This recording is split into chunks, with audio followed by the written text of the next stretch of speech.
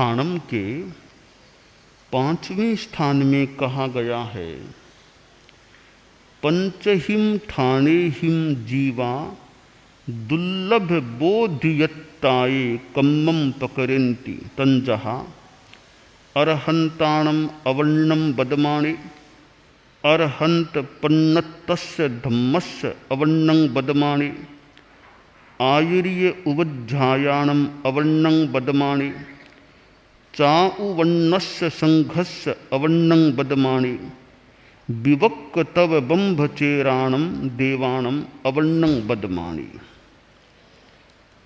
शास्त्रकार ने बताया है 5 कारणों से जीव दुर्लभ बोधि योग्य कर्मों का बंधन कर लेता है। दुर्लभ, जो मुश्किल से मिल सके वह दुर्लभ होता है। जैसे मनुष्य जन्म को दुर्लभ कहा गया है, मुश्किल से मिलने वाला होता है। इसी प्रकार बोधि भी दुर्लभ हो जाती है।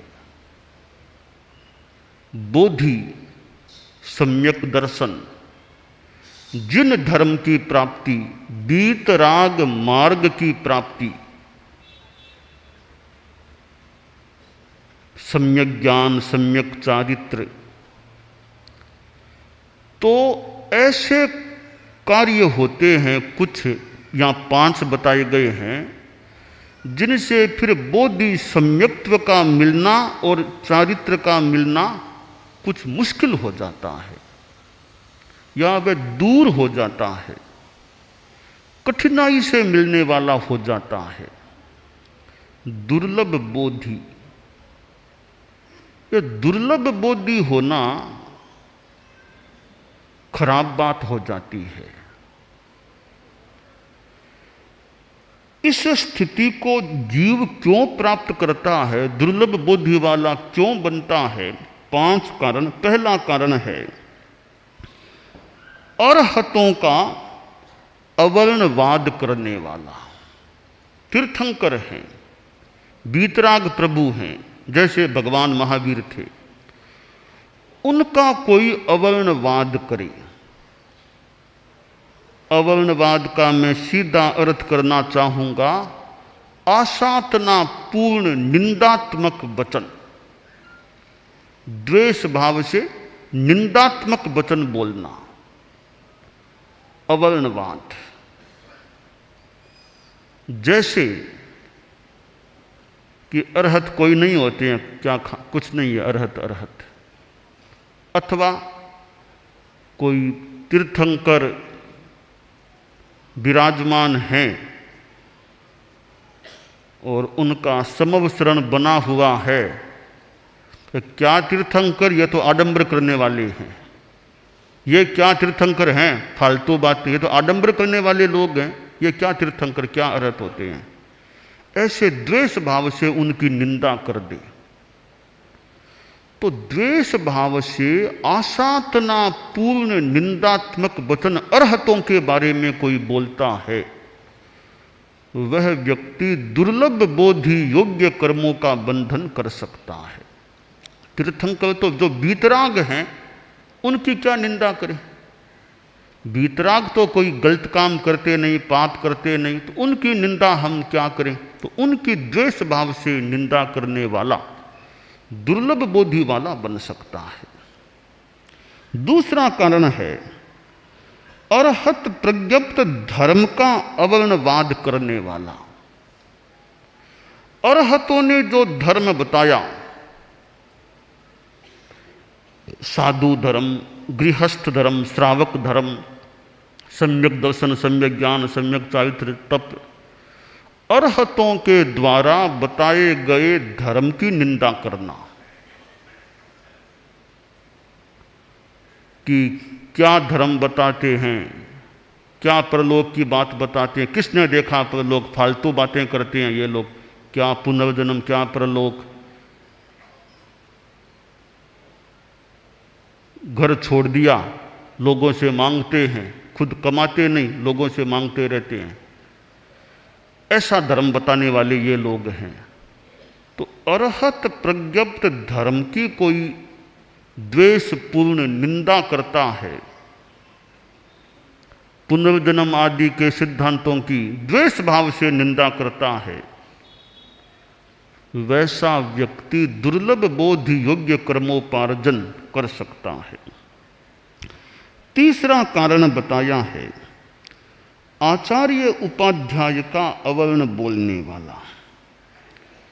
आचार्य की द्वेष भाव से निंदा करे, उपाध्याय की निंदा करे, आचार्य उपाध्याय की निंदा करे। क्यों? आचार्य जो तीर्थंकर के प्रतिनिधि होते हैं और जो संघ के शास्ता भी हैं, चतुर्विध धर्म संघ के शास्ता हैं, उनकी अवहेलना कर देता है। जैसे कि ये आचार्य जी तो छोटी उम्र के ही हैं, ज़्यादा क्या जानते हैं, नए नए छोटी उम्र के हैं, ये तो अभी तो छोटी नवयुवक अवस्था के हैं, अभी तो बालक हैं, किसने इनको पट्ट पर बिठा दिया, ये क्या जानते हैं, इनसे तो हम बड़े हैं उम्र में। यूं आचार्य की द्वेष भाव से आसातना पूर्ण अवहेलना करता है, निंदा करता है, उनकी बात की अवहेलना करता है, उनके निर्णय की, उनके निर्देश की अवहेलना करता है द्वेष भाव से। उम्र के आधार पर उनको छोटा मानते भी, उम्र से छोटे हैं हमसे, इसलिए इनको क्यों सम्मान दे, अथवा दीक्षा पर्याय में हमसे छोटे हैं, इनको क्यों सम्मान दे, और अवहेलना करता है, अवर्णवाद निंदात्मक वचन बोलता है। वह व्यक्ति दुर्लभ बोधि वाला बन सकता है। इसी तरह उपाध्याय, ज्ञानी उपाध्याय है, शास्त्रों के ज्ञाता हैं, आगम विज्ञ हैं, अध्येता अध्यापयिता हैं, उनकी अवहेलना कर दे, ये क्या जानते हैं, किसने उपाध्याय बना दिया इनको। तो ज्ञानी आदमी की निंदा करना वह भी दुर्लभ बौद्धिक कर्मोपार्जन का हेतु बन सकता है। चौथा कारण बताया है, चाउवन्नस्य संघस्य अवन्नं बदमाणे। आचार्य उपाध्याय ही नहीं, धर्म संघ की भी कोई निंदा करता है द्वेष भाव से। चतुर्वर्ण धर्म संघ, चतुर्वर्ण 4 प्रकार वाला, साधु, साध्वी, श्रावक, श्राविका, यह चतुर्वर्ण संघ है। चतुर्वर्ण संघ की भी कोई आसाधना अवहेलना करता है द्वेष भाव से। ये क्या साधना करते हैं, मुपत्ति बांध के बैठ जाते हैं, क्या धर्म करते हैं, समाई तो करते हैं, घर में झगड़ा कितना करते हैं। यूं धर्म संघ पर आक्षेप करता है। अब आदमी है, गुस्सा भी मान लो आ गया, घर में झगड़ा भी कर लिया, मान लो झगड़ा कर भी लिया, तो सामायिक करना खराब थोड़ा ही हो गया उनका। उनके झगड़े को तो देख लिया, बाकी इनमें कितने गुण हैं उनको नहीं देखा। एक आदमी ने मान लो झगड़ा भी घर में करता है, कर लिया, उसकी वो कमी है, उसकी दूसरी विशेषताओं को भी तो देखो। वो कभी नशा करता है क्या, वो कभी अप्रामाणिकता धोखाबाजी करता है क्या, वो ज्यादा झूठ बोलता है क्या। तो उसकी और विशेषताओं को तो गौण कर दिया और केवल झगड़ा करता है इसलिए कह दिया क्या सामायिक करता है, मुपत्ति बांध के बैठता है, घर में आकर झगड़ा करता है। तो यह द्वेष भाव से, यूं संघ की भी श्रावक लोग ऐसा करते हैं, तो द्वेष भाव से अवर्णवाद बोलता है, दुर्लभ बौद्धिकत्व कर्मोपार्जन का हेतु बन सकता है। साधुओं की अवहेलना कर दे, कोई साधु से गलती भी हो जाए तो अच्छी तरह बता दो, भाई ये आपकी गलती हमें लग रही है, ध्यान दे लो। पर वो तरीके से बताता नहीं, बस अवर्णवाद, ऐसा कर दिया, ऐसा कर दिया, ऐसा कर दिया। राई का भी पहाड़ बना दे, है तो राई, बना दिया पहाड़, है राई भी नहीं तो भी पहाड़ बना दे, फिर तो कहना ही क्या। तो पहले बात को अच्छी तरह जान लो, समझ लो, स्थान पर बता दो। द्वेष भाव से निंदा करने से क्या लाभ होगा, तुम्हें क्या लाभ होगा द्वेष भाव से निंदा करोगे तो धर्म संघ की भी द्वेष भाव से आसातना पूर्ण अवर्णवाद नहीं करना चाहिए, आसातना नहीं करनी चाहिए। और संघ तो हमारा आश्रय है, जिसके अंदर हम रहकर साधना कर रहे हैं। आसासो विश्वासो सीय घर समो, संग तो आश्वास है, विश्वास है, शीत घर समान। सर्दी गर्मी मौसम में भी अनुकूल, जैसे वातानुकूलित स्थान हो, सर्दी में गर्माश लगे, गर्मी में ठंडक लगे, ऐसा संग है। तो धर्म संघ की तुम उसके सदस्य भी हो, तुम उस संघ के सदस्य भी हो, उसकी निंदा भी करते हो द्वेष भाव से। तो जिस पेड़ पर तुम बैठे हो उसी की शाखा काटने का प्रयास करते हो। इसलिए शास्त्रकार ने जो कहा है, चतुर्वर्ण संघ का अवर्णवाद करता हुआ आदमी दुर्लभ बौद्धिकत्व कर्मोपार्जन कर सकता है, कर लेता है। पांचवां कारण बताया है कि देवताओं की कोई आसाधना करता है। देवता कैसे? विवक्क तव बम्बचेराणम देवानम, वो आखिर देवता क्यों बने? उन्होंने कुछ किया होगा तब देवता बने, है ना। उन्होंने ब्रह्मचर्य पाला है, तपस्या की है, ब्रह्मचर्य पाला, और उससे जो पुण्य का बंध हुआ उसके आधार पर वे देवगति में गए हैं, देवता बने हैं। उन देवों की कोई आसाधना पूर्ण निंदा करता है, अवर्णवाद बोलता है और देवगति के अस्तित्व को नकारने का प्रयास करता है, और सांसारिक देव हैं उनकी भी अवहेलना नहीं करनी चाहिए। भैरून जी है, एक माता जी है, एक हनुमान जी है, एक गोगो जी है, आदि आदि जो भी हैं मन, उनकी भी अवहेलना नहीं। माने न माने आदमी की इच्छा, पूजा करे न करे अपनी इच्छा, उनकी निंदा अवहेलना बेकार में नहीं करनी चाहिए। हैं तो उनका अपना जीवन होगा, हमें क्या मतलब। इच्छा नहीं है तो मत मानिए, मत पूजा करो, ठीक है, तो निंदा मत करो देवों की भी। देवों की निंदा करता है अवर्णवाद, वो भी दुर्लभ बौद्धिकत्व कर्मोपार्जन कर सकता है। तो देवों को मानना जरूरी नहीं, पर देवों की द्वेषपूर्ण निंदा नहीं करनी चाहिए। निंदा करने से वो भारी कर्मों का बंध हो सकता है। तो गुरु हैं, तीर्थंकर हैं, संघ हैं, देवता भी हैं, इनका अवर्णवाद नहीं करना चाहिए। अब जैसे कुल बालुक मुनि था, उसके गुरु बड़े अच्छे गुरु थे, उनका शिष्य था, बाद में नाम कुल बालुक पड़ गया था। तो वे गुरु शिष्य गिरि नगर आए। उन्होंने सोचा कि उज्जयंत गिरि पर श्रमण है, उनका बंधन करें। ऊपर गए, वापिस आ रहे थे, पहाड़ से उतर रहे थे। सामान्यतया गुरु आगे चलते हैं, शिष्य पीछे चलता है। ये सामान्य सी एक शिष्टाचार की विधि है कि गुरु आगे चले, शिष्य थोड़ा सा पीछे चले। हालांकि ऐसे हमारे यहाँ कुछ बाल मुनि तो गुरु से भी आगे चलते हैं कई बार, वो आसाधना नहीं, वो व्यवस्था है, बाल मुनि आगे चलते हैं। पर बाकी सामान्यतया गुरु आगे, शिष्य थोड़ा पीछे चले। तो गुरु आगे चल रहे थे, अब वो शिष्य पीछे आ रहा था। अब थोड़ा चपल था, चंचल भी था और कुछ अविनीत शिष्य था। गुरु का विनीत नहीं था, चंचलता भी थी। तो पहाड़ से नीचे उतरते हुए गुरु आगे, शिष्य थोड़ा ऊंचाई पर था, पहाड़ से अवरोहण था तो शिष्य ऊंचाई पर था, गुरु निचाई में थे चलने में। एक शिलाखंड था, उसको गुरु की ओर लुढ़का दिया ताकि पैरों के लग जाए जो भी। तो जो ही उसकी आवाज आई पत्थर के लुढ़कने की, गुरु सावधान हो गए, कुछ आ रहा है। अपने ध्यान देकर के पैरों को सीधा कर दिया तो वो शिलाखंड दोनों पैरों के बीच में से निकल गया, गुरु के चोट नहीं आई। आश्चर्य,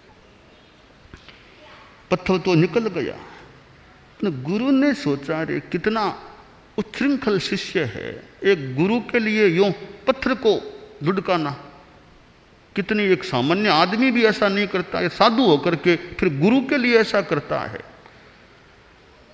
तो कई बार वो बड़ों की वो दुराशीष मानो, कुछ भी मानो, हो जाती है। तो गुरु ने कहा, रे तुम इतने अविनीत हो, लगता है तुम स्त्री से भ्रष्ट हो जाओगे, तुम स्त्री से संपर्क से भ्रष्ट होकर संयम को खो दोगे, स्त्री से भ्रष्ट हो जाओगे।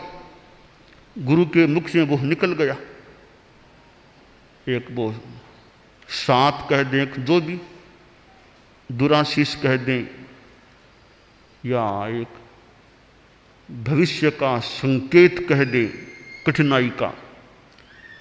शिष्य ने कहा, कुछ भी बोलो, मैं आपकी बात को सही नहीं होने दूंगा, मैं ऐसी जगह में रहूंगा जहां स्त्री आ ही न सके।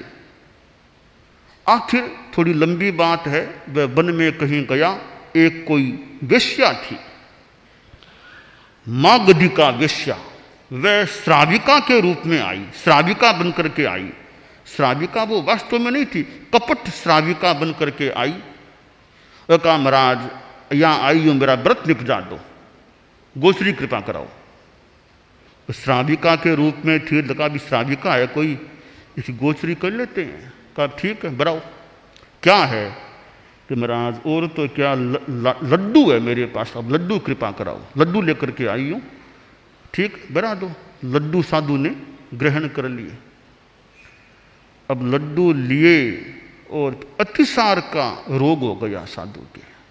अतिसार का रोग वहां, तो श्राविका वहां थी, उसने मुनि जी की सेवा करनी शुरू कर दी। मुनि जी की सेवा की, और वो तो मूलतः वेश्या थी, हाव भाव आदि के द्वारा मुनि जी को आकृष्ट कर लिया, और वो स्त्री का संपर्क हुआ, आखिर साधु पतित हो गया। तो गुरु की बात मिल गई कि तुम स्त्री से भ्रष्ट हो जाओगे।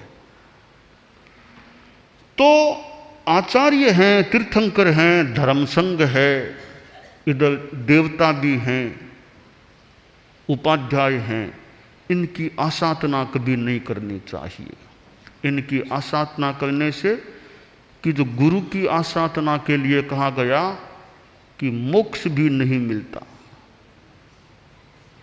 आयुर्य पाया पुण अपसन्ना अबोही आसायन नथि मुखो तम्भा अणा बाह सुहा विकंखी गुरुपसाया भिमुहोर मिज्जा। कि आचार्य अगर अप्रसन्न हो जाएं, यानी नाराज हो जाएं, तो अबोधी, यही बात आ गई, अबोधी वाली बात, बोधि दुर्लभ या अबोधी हो जाती है। आचार्य की आसाधना करते हो, आचार्य अप्रसन्न हो गए हैं, अबोधी तक हो सकती है। आसाधना करने से मानो मोक्ष भी कुछ दूर हो जाता है, आसाधना से मोक्ष नहीं मिलता। इसलिए शास्त्रकार ने बताया है कि अगर तुम्हें अनाबाद सुख चाहिए, तुम अनाबाद परम सुखों के आकांक्षी हो, तो गुरु पसाया विमुहो रमेश जाओ, गुरु कृपा के अभिमुख रहो, कि मेरे पर गुरु की कृपा रहे, ये भावना रखो, गुरु की आसाधना मत करो। तो गुरु हैं, तीर्थंकर हैं, धर्मसंघ है, देव जाति है, इनकी आसाधना नहीं करनी चाहिए। न धर्म की आसाधना, न धर्म के प्रणेता तीर्थंकर की आसाधना, न धर्मसंघ के प्रमुख आचार्य और उपाध्याय की आसाधना, न धर्मसंघ की आसाधना, न देव जाति की अवर्णवाद के रूप में आसाधना। इनसे बचना चाहिए, क्योंकि कोई भी आदमी हो, बड़ा आदमी है, उसको भी विनीत रहना चाहिए। बड़ा कितना ही बन जाओ जिंदगी में, बड़ा बनने पर भी विनय का भाव मन में रखो। विनय रखोगे तो बड़े रहोगे। विनय को छोड़ दिया तो कई बार बड़े भी छोटे बन जाते हैं। तो विनय केवल छोटों के लिए नहीं, बड़ों को भी अपने ढंग से, अपने औचित्य के अनुसार विनय का भाव रखना चाहिए। जो विनय रखेगा, छोटा हो या बड़ा, उसको लाभ मिलेगा। तो विनय को छोड़ेगा, उसको कठिनाई भी प्राप्त हो सकती है। इसलिए हम अपने जीवन में अपने धर्म संघ की, तीर्थंकरों की, तीर्थंकर प्रज्ञप्त धर्म की, चतुर्वर्ण संघ की और देव जाति की आसातना पूर्ण निंदा कभी न करें। अपने संयम के साथ रहें, यह काम्य है।